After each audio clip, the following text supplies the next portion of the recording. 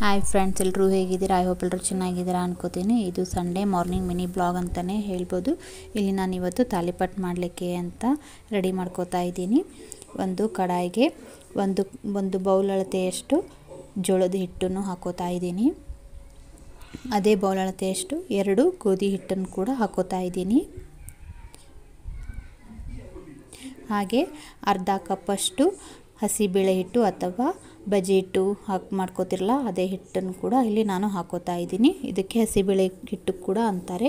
ಇದನ್ನೆಲ್ಲ ಚೆನ್ನಾಗಿ ಮಿಕ್ಸ್ ಮಾಡಿಕೊಂಡು ಈಗ 2 ಕ್ಯಾರೆಟ್ನ ತುರಿದಿಟ್ಕೊಂಡಿದ್ದೀನಿ. ಹಾಗೆ 2 ದೊಡ್ಡ ಈರುಳ್ಳಿಯನ್ನು ಸಣ್ಣದಾಗಿ ಕಟ್ ಮಾಡ್ಕೊಂಡಿದ್ದೀನಿ. ಹಾಗೆ ಸೌತೆಕಾಯನ್ನು ಹೆಚ್ಚಿಟ್ಕೊಂಡಿದ್ದೀನಿ. ಹಾಗೆ ಉಪ್ಪು, ಹಸಿ ಚಿಲ್ಲಿ ಪೇಸ್ಟ್ ಕೂಡ, ಹಾಗೆ ಅರಿಶಿನ ಪೌಡ್ರ್, ಹಾಗೆ ಜೀರಿಗೆ, ಕರಿಬೇವು, ಕೊತ್ತಂಬರಿ ಇವೆಲ್ಲ ಕೂಡ ಚೆನ್ನಾಗಿ ಹಾಕ್ಕೊಂಡು ಮಿಕ್ಸ್ ಮಾಡ್ಕೋಬೇಕು. ಈ ಥರ ಎಲ್ಲನೂ ಕೂಡ ಹಾಕ್ಕೊಂಡು ಚೆನ್ನಾಗಿ ಕೈಯಿಂದ ಮಿಕ್ಸ್ ಮಾಡ್ಕೋಬೇಕು. ಈಗ ಅಜ್ವಾನ ಕೂಡ ಹಾಕೋತಾ ಇದ್ದೀನಿ. ಅಜ್ವಾನ ಹಾಗೆ ಹಾಕೋದ್ರಿಂದ ಅದನ್ನು ತಿಕ್ಕಿ ಈ ಥರ ಕೈಯಿಂದ ತಿಕ್ಕಿ ಹಾಕೋದ್ರಿಂದ ಫ್ಲೇವರ್ ಕೂಡ ಚೆನ್ನಾಗಿ ಬರುತ್ತೆ ಅಜ್ವಾನದ್ದು. ಹಾಗಾಗಿ ಈ ಥರ ಕೈಯಿಂದ ತಿಕ್ಕಿ ಹಾಕೋತಾ ಇದ್ದೀನಿ. ಈಗ ಇದನ್ನು ಚೆನ್ನಾಗಿ ಉಪ್ಪು ಖಾರ ಎಲ್ಲ ಮಿಕ್ಸ್ ಆಗಬೇಕಲ್ವ, ಹಾಗಾಗಿ ಇದನ್ನು ಚೆನ್ನಾಗಿ ಮಿಕ್ಸ್ ಮಾಡ್ಕೋಬೇಕು.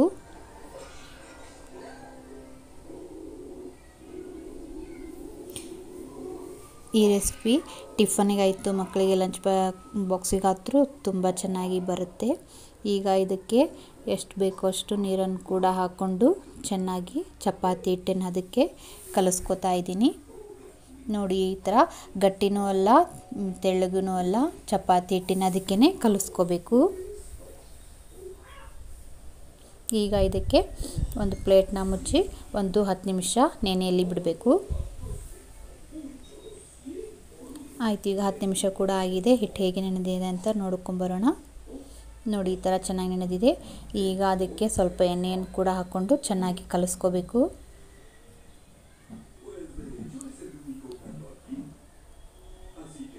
ಈಗ ನಾನಿಲ್ಲಿ ಒಂದು ಕವರ್ ಮೇಲೆ ಮಾಡ್ಕೋತಾ ಇದ್ದೀನಿ. ನೀವು ಬೇಕಾದರೆ ಹೋಳಿಗೆ ಎಲೆ ಇದ್ದರೆ ಅದ್ರ ಮೇಲೆ ಕೂಡ ಮಾಡ್ಕೊಳ್ಳಿ.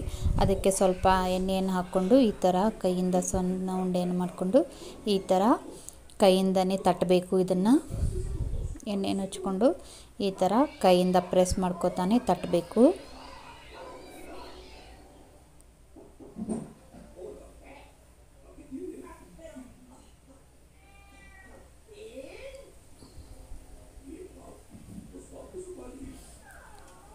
ಈಗ ತವ ಕೂಡ ಚೆನ್ನಾಗಿ ಬಿಸಿಯಾಗಿದೆ. ಈಗ ಅದಕ್ಕೆ ಎಣ್ಣೆಯನ್ನು ಕೂಡ ಹಾಕ್ಕೊಂಡು ಈಗ ತಟ್ಕೊಂಡಿರುವ ತಾಲಿಪಟ್ಟನ್ನು ಕೂಡ ಹಾಕೋತಾ ಇದ್ದೀನಿ. ಮೇಲೆ ಕೂಡ ಸ್ವಲ್ಪ ಎಣ್ಣೆಯನ್ನು ಹಾಕೋಬೇಕು.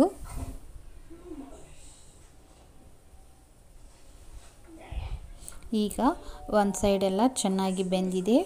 ಈಗ ಇನ್ನೊಂದು ಸೈಡ್ನೂ ಕೂಡ ಚೆನ್ನಾಗಿ ಬೇಯಿಸ್ಕೋಬೇಕು. ಈಗ ಅದಕ್ಕೂ ಸ್ವಲ್ಪ ಎಣ್ಣೆಯನ್ನು ಹಚ್ಕೊಂಡು ಚೆನ್ನಾಗಿ ಎಲ್ಲ ಸೈಡನ್ನು ಕೂಡ ಚೆನ್ನಾಗಿ ಪ್ರೆಸ್ ಮಾಡ್ತಾ ಚೆನ್ನಾಗಿ ಬೇಯಿಸ್ಕೋಬೇಕು.